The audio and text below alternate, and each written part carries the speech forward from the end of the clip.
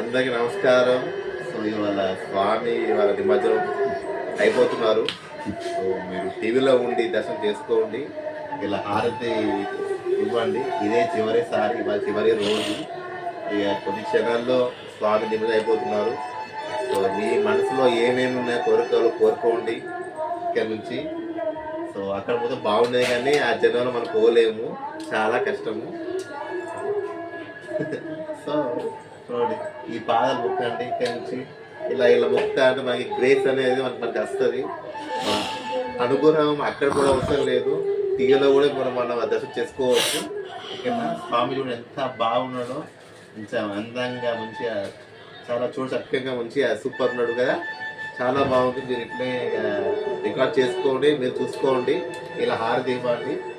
ఓం జై గణేశాయ, ఓం జై గణేశాయ.